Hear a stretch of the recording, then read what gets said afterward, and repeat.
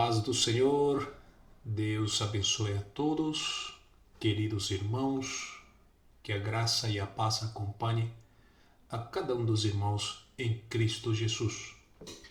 Estamos aqui para poder iniciarmos uma aula sobre a questão daquilo que nós fomos prometido, os alunos da teologia, que eu estaria fazendo essa aula para que os irmãos possam estar mais informados sobre uma questão que eles questionaram na aula. Então eu entendo que é de suma importância realmente. E hoje eu queria falar sobre a pregação expositiva,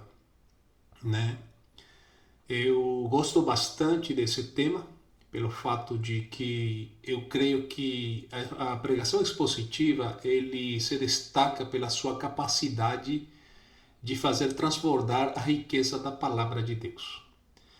Até inclusive hoje estava assistindo alguns vídeos e ali o nosso querido irmão que escreveu, na verdade, não é um vídeo, uma escrita que estava ali, perguntou sobre a respeito se realmente tudo nós conhecemos a pregação expositiva.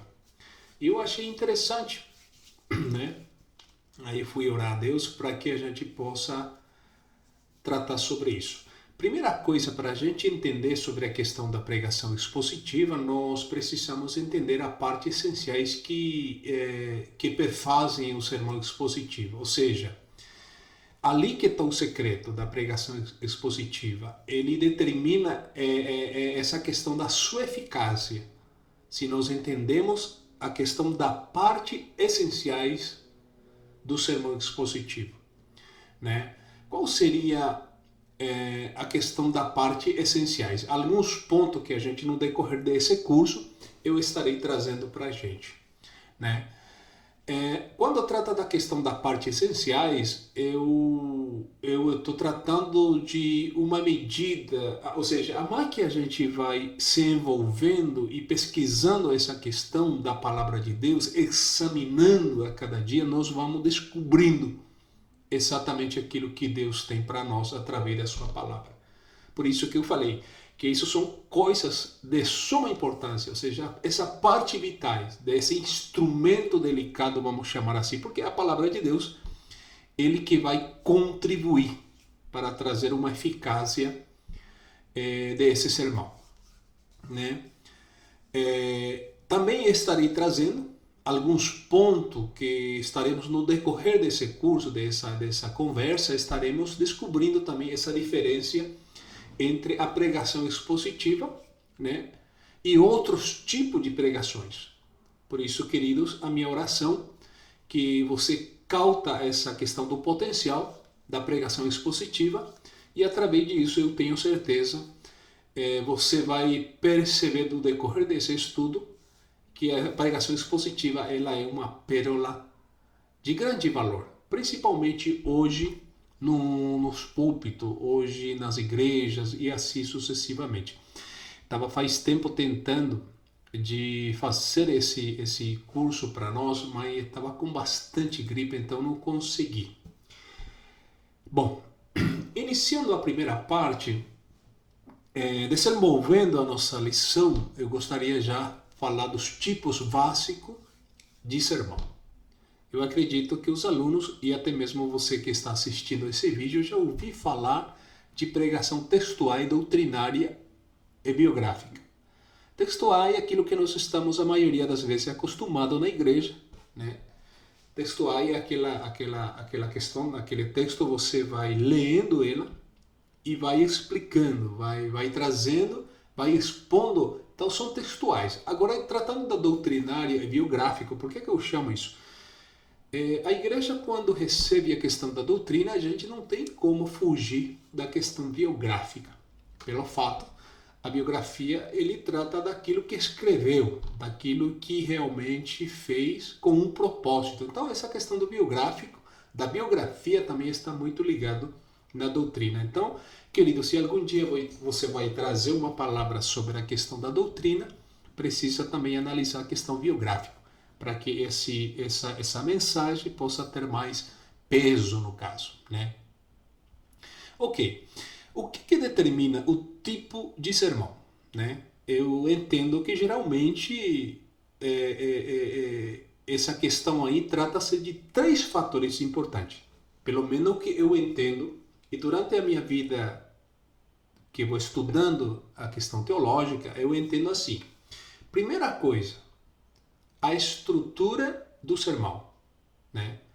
Primeira coisa, precisa entender qual é a estrutura daquele pregador, daquela pessoa que leu aquele texto, qual estrutura está dando para essa questão.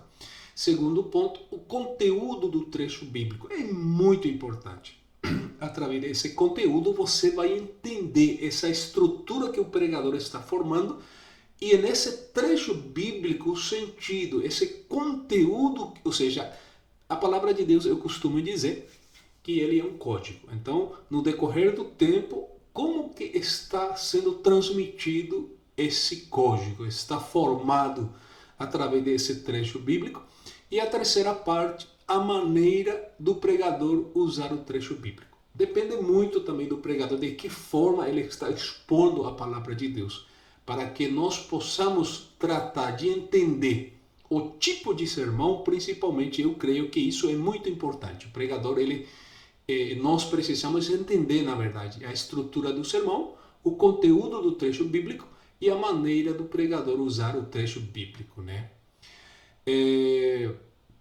Por isso que é importante, quando a gente não entende talvez nada disso, a gente fica com aquela pregação dedutiva, né? Deduzindo talvez, né? Eu costumo dizer, quando a gente não entende a pregação, praticamente você vai para a igreja, escuta o sermão, pega bastante pedaço, coloca numa sacola e depois você tenta desvendar, encaixar e não consegue, porque foi dedutivo, né?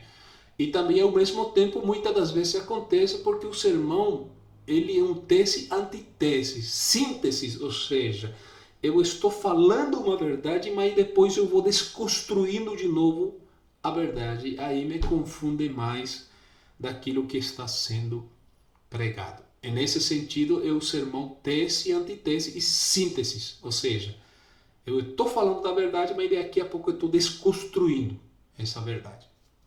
Muito bem. Tipos de pregações, tipos de sermões, que são básicos, né? Básicos. É importante nós também sabermos disso, que seria temático, textual e expositivo. No decorrer da nossa caminhada nesse estudo, eu gostaria trazendo isso. Por isso que eu acredito que todo pregador ou obreiro cristão precisa conhecê-lo, né? Depois de estudá-lo, você vai conseguir identificar esse sermão expositivo e também determinar, eu creio assim, você também vai determinar qual método deve empregar para a sua pregação.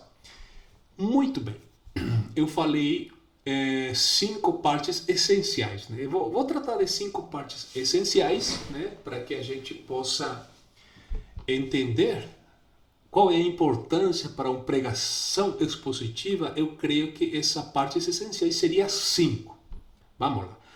A primeira parte essencial de um sermão expositivo, eu creio que a questão da exposição, mas tem que ser pormenorizada. O que significa isso, né? Esse trecho bíblico inteiro através da explicação da palavra-chave, expressão-chave. Primeira coisa, isso significa pormenorizar. Palavra-chave, né?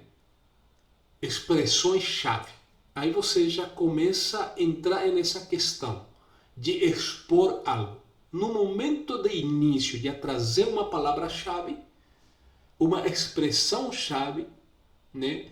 Porque isso que vai levar ao entendimento daquilo que o escritor pretende dizer. Ou seja, isso é muito importante, você já tratar nesse assunto. Leia um versículo bíblico, pega a palavra-chave, né? Uma expressão-chave que estará causando impacto na sua mensagem através do Espírito Santo. Então, eu creio que num sermão expositivo, primeiramente nós precisamos expor o trecho bíblico, né? expor deriva-se da palavra exponere, né? Em latim. Significa explicar, ou seja, dar o significado de alguma coisa. Você lê uma coisa, você precisa dar o significado. Aquilo que eu falei, a palavra de Deus, ele é um código. Eu entendo assim. Jesus, ele quando veio nesse mundo, ele vem falar de um código. Ele vem expor um código para aqueles ouvintes ouvirem, né? Expressar, né? De uma forma clara e objetiva. Muito bem.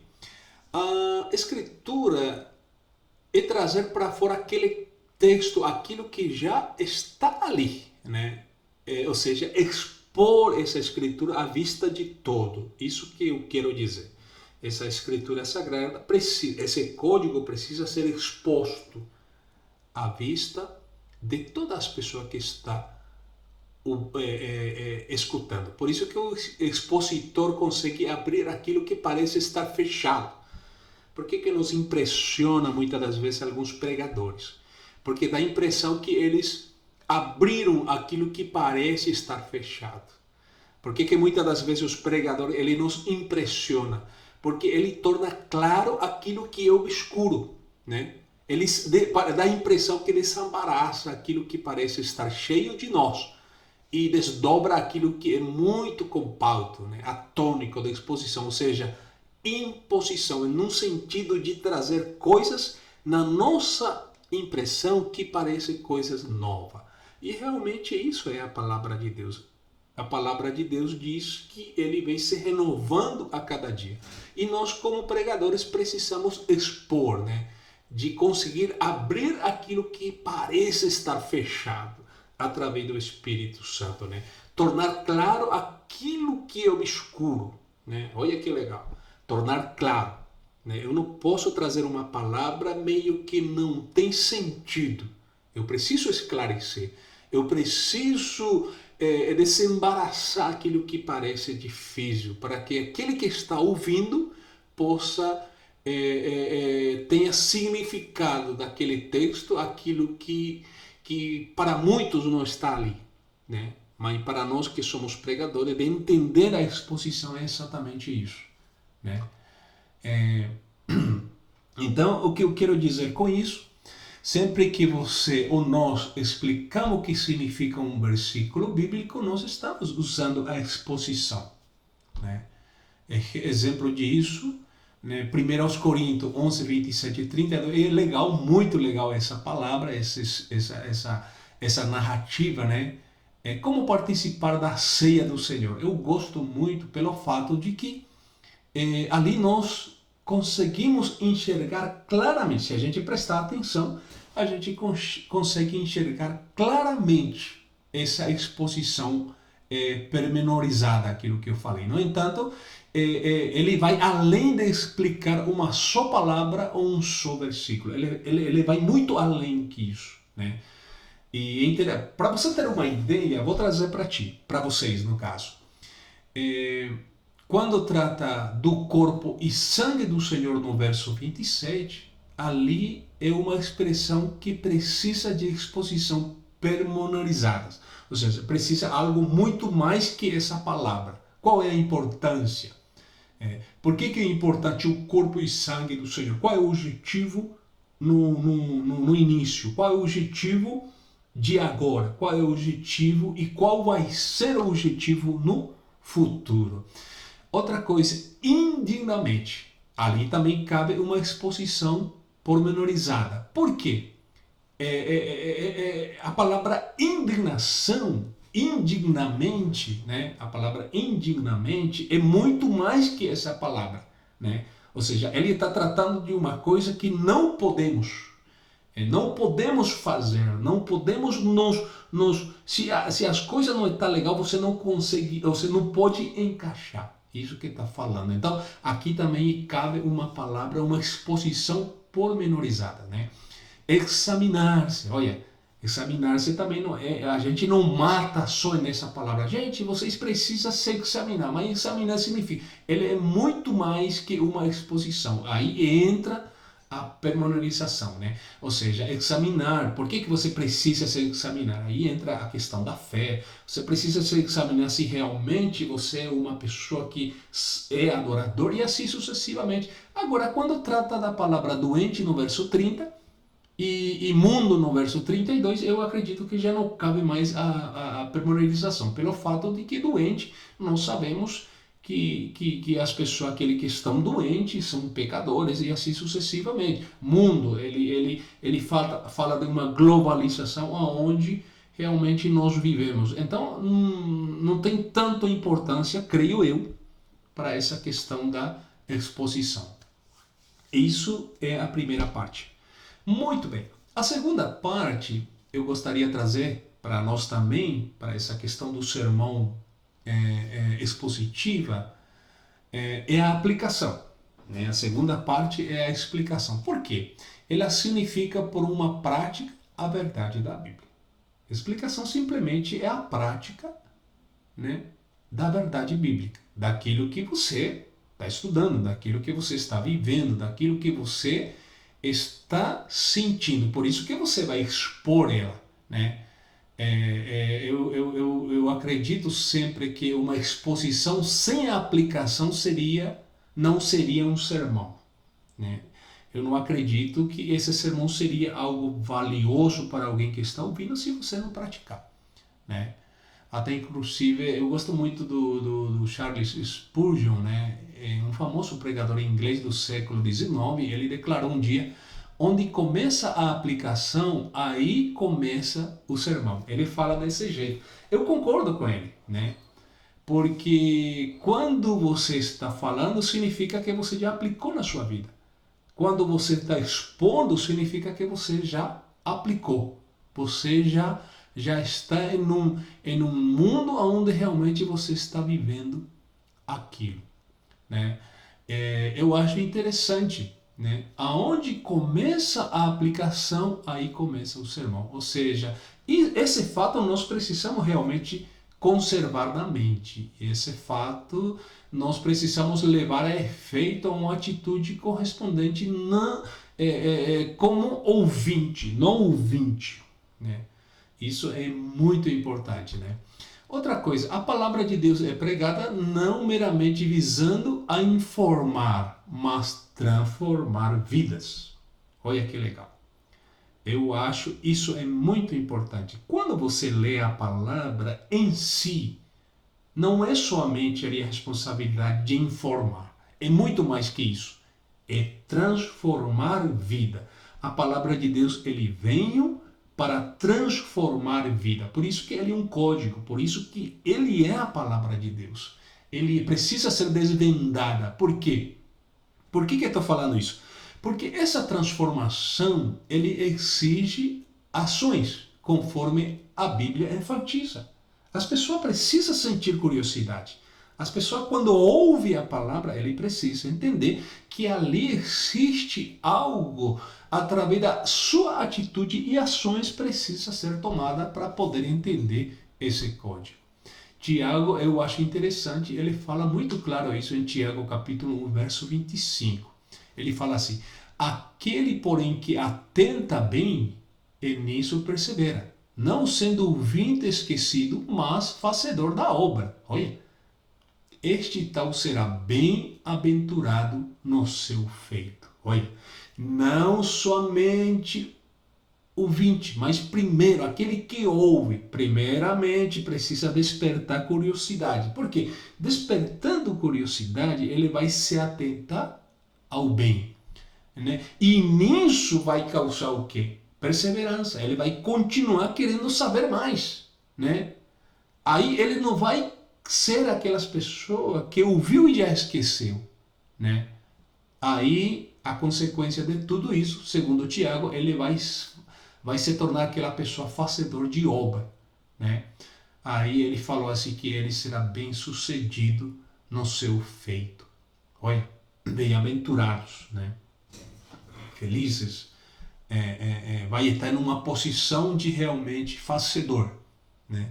Paulo também, ele quando aplica a escritura à vida diária de ser, da doutrina, ele quando trata da doutrina de Deus, ele fala para Tito, capítulo 2, verso 10. O momento, ou seja, eu chamo isso de um momento do texto grego, né? Cosmosim, de onde provém nossa palavra cosmético. Olha que legal. Por que eu estou falando desse jeito? Porque a palavra cosmético ele significa, levando para o lado da escritura sagrada, né, colocar a escritura em uma prática de tomar o evangelho atraente aos outros. Essa pessoa, quando ouve a palavra, ele precisa que essa palavra seja atraente. Ele precisa que tenha um cheiro bom. Ele precisa que tenha algo realmente meio que parecido com um cosmético, né? Você não vai comprar um perfume ruim, ou talvez até que compre, mas quando você usa, você não vai gostar. Tem que ser atraente, tem que ser... Então, essa palavra, quando a gente vê em Tito, capítulo 2, versículo 10, ele fala assim, amamento, né? Ele fala no texto grego, ele significa cosmesim, ou seja, cosmético. É interessante isso. Então, quando Paulo trata com Tito desse assunto, ele pratica, no Tito, quando você prega a palavra, seja tipo um cosmético, agradável no paladar e tudo isso. Cristo também, ele enfatizou isso, essa questão da aplicação. Escuta isso. Ele ensinava que praticar a escritura é a única maneira de edificar nossas vidas cristãs. Você se lembra da palavra do Senhor, quando Mateus relata, no capítulo 7, 24, todos aquele, pois, que escuta essas minhas palavras e as pratica, assemelha ele ao homem prudente, que edificou a sua casa sobre a rocha. Ou seja, como que você construi a verdade? Em cima e dentro da verdade, que é a palavra de Deus, aquilo que o Senhor está falando. Né? Por isso que quando as pessoas ouvem a palavra e ao mesmo quando ele se vai caminhando para a prática, ele se assemelha ao homem prudente, porque ele se torna obediente, ele se torna uma pessoa realmente com sede de mais riqueza, aí ele vai edificar a sua casa, a sua vida em cima dessa verdade, vai construir em cima dessa verdade. Né? Uma coisa interessante quando a gente trata de colocar em prática, a primeira coisa, ela exige corresponder favoravelmente à mensagem. Você não pode falar à toa, de qualquer forma, a palavra de Deus, porque você tem que levar as pessoas a corresponder favoravelmente à mensagem. Né? Porque a palavra de Deus, a pregação, ele vai visando o quê? Né? De a gente ter uma resposta mediante a aplicação. Né? Mas isso tem que ser sério, tem que ser claro, para que isso possa me envolver em um sentido mediante da aplicação dessa palavra. Né? A aplicação, portanto, conforme é usado na pregação, pode ser definida como maneira de focalizar a verdade do sermão ouvinte. Né? Você tem que focar, você tem que construir, né, aquilo que nós já falamos no início. A palavra de Deus, ele não está, nem poderia ser nunca somente informar, mas está ali para mudar. Está ali para corresponder, através da aplicação dessa pessoa, de focalizar a verdade, né? E através disso ele corresponder, né? Por isso que essas pessoas, quando ouvem a palavra, têm que achar útil essa definição quando for explicar o que é aplicação. Olha que legal. O que eu quero dizer com isso? Definir algo para que se torne uma visão clara, para que a aplicação aconteça e isso também possa me levar à aplicação. Né? Explicar para que eu possa me tornar uma aplicação, para que eu possa servir alguma coisa. Né? Essa é a segunda parte. Muito bem. Que a minha garganta não está legal, né? Então, muito bem. A terceira parte, eu creio que é essencial do sermão, exposição que todas aquelas divisões principais devem provir de um único trecho bíblico, né? Por que eu falo isso? Isso, anos e anos, eu lutando para não compreender, mas uma coisa eu entendi. A pregação expositiva, ele não explica, ele não ilustra, nem aplica vários trechos bíblicos em um só sermão.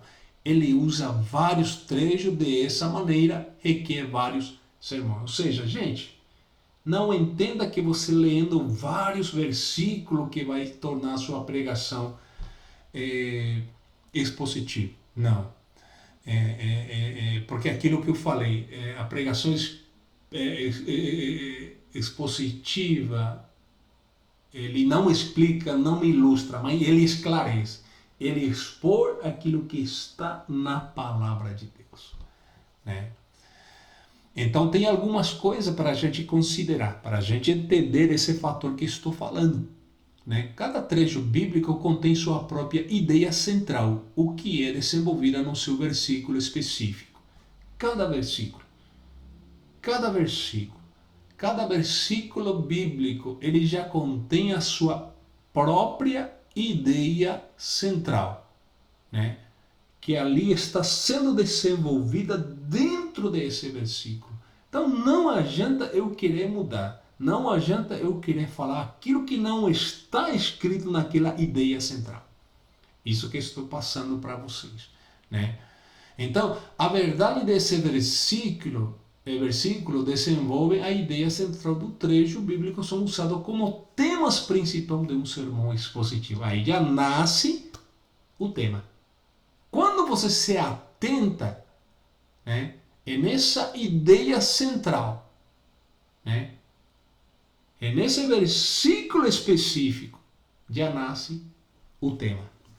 Olha que legal, já nasce o tema. Quando você simplesmente lê uma coisa, mas quando você se atenta naquela ideia central do versículo, desenvolvido ali nesse versículo, aí nasce o tema. Entendeu? Você nunca vai chegar em um tema se você não entender essa ideia central desenvolvida dentro desse versículo, né? Esses temas, qual que é a importância disso? Ele enriquece o entendimento do trecho. Se eu tenho um tema dentro da sua própria ideia, automaticamente, meu querido, ele enriquece a sua mensagem. Ele enriquece a questão desenvolvida, né, dentro desse, né? Porque os temas não são desenvolvidos independente do trecho bíblico.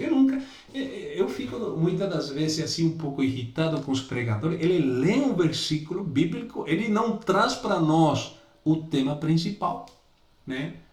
E dá para entender que aquilo é simplesmente leu, mas ele foi para outras coisas, outro trecho bíblico, independente daquilo. Então, para mim, não formou a questão da pregação expositiva, né? Por isso que a gente está falando sobre a pregação expositiva. Essa é a razão principal. Porque a pregação expositiva, ele distribui com abundância a riqueza a palavra de Deus, né? Porque eles têm partes, né? Ele contém sua própria ideia central dentro desenvolvida daquele versículo. De ali nasce o tema. Automaticamente as pessoas que ouvem essa palavra, né, ele se sente favorável àquilo que está ouvindo, pelo fato de que ele é rico, né? Ele é riquíssimo, ele tem uma abundância, né? Porque o tema principal, ele desdobra a ideia-chave de determinado trecho, né? Trazendo a ideia principal de cada trecho, ele vai desdobrando, vai trazendo algo, né? Por isso que é difícil ter um trecho bíblico, todos os temas principais do sermão. Presta atenção no que eu estou falando. Muitas das vezes também você procura ali o tema principal, mas o escritor, ele escreve vários assuntos no mesmo versículo, Ou seja, é difícil isso? Não, realmente, não é. A gente, quando está acostumado nessa questão da metodologia da pregação expositiva, é muito fácil. Eu queria considerar contigo, por exemplo, João 3, capítulo 1, verso 8, como uma explicação. Aqui, por exemplo, é interessante, leia para você entender depois. Há só uma ideia central nessa passagem, né? Por que as pessoas devem nascer de novo? Só isso. Esse é o tema. Por que as pessoas devem nascer de novo, né? Só que, para você aumentar, enriquecer isso, digamos assim, o que tem bastante aqui, as razões. Entende o que eu estou falando? Ele tem um tema principal, né? É um tema principal, né? Aquilo que eu falei. Empregar essa questão de que as pessoas precisam nascer de novo. O que tem bastante, essas razões. Por quê? Né? Uma pessoa deve nascer de novo, né? Essas razões que eu estou falando ficam sendo, portanto, os temas principais desse sermão. Olha que legal. Né? Quais são essas razões? A gente pode alistar várias coisas. Por que é necessário que essas pessoas nascem de novo? As pessoas devem nascer de novo para entender o reino de Deus. Capítulo 3, verso 4 e 10. Já fala, se você não nascer de novo. Jesus conversou com Nicodemo exatamente. Se você não nascer de novo, cara, você não tem como fazer parte do reino de Deus. Então, as pessoas devem nascer de novo para entender o reino de Deus. A segunda parte, as pessoas devem nascer de novo para entrar no reino de Deus. Capítulo 3, verso 5. Né? Razões. Estou falando das razões. Qual que é mesmo o tema principal? Né? A ideia principal, né? Porque é necessário, né? A terceira parte, as pessoas devem nascer de novo para receber a vida espiritual. Capítulo 3, versos 6 e 7. Ele trata sobre isso. E o tema do sermão, então, sua ideia-chave é a linha de direção de todo o trecho bíblico. Ou seja, essa necessidade de nascer de novo. Ou seja, o tema é aquilo que é acerca do que você prega. Daquilo. Então, diferencia já comigo agora. Você tem um tema. Aí você vai criando as razões em cima dentro desse versículo bíblico. Esse aí é a terceira parte para que a gente possa entender a pregação expositiva, né? Considerando a quarta parte, gostaria de tratar da questão do sermão expositivo. Ele se baseia em 3 ou mais versículos consecutivos. Também, gente, eu não gostaria de enganar você que somente um versículo bíblico talvez não precisa 3 ou mais para a gente formar essa exposição, ou 2 ou 3 versículos que seria legal, né?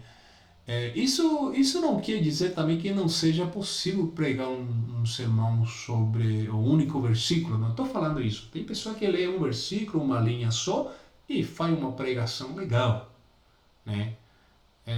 Vai misturando, mas a pregação expositiva, creio que ele exigiria de nós mínimos 3 versículos para ficar legal, para você expor aquela ideia, para que você possa trazer aquele tema e assim sucessivamente, né? né? Desculpa. Ressaltamos a falta da concordância entre os escritores dos manuais do homilética quando a parte essencial do sermão expositivo. Alguns escritores, tais como Meir Unger, né, no livro dele, ele não considera essencial o tamanho do trecho bíblico. Ele não considera, mas a maioria dos escritores, inclui Andrei Blankvold, diz que o trecho bíblico deve conter mais do 2 ou 3 versículos, e eu estou com ele.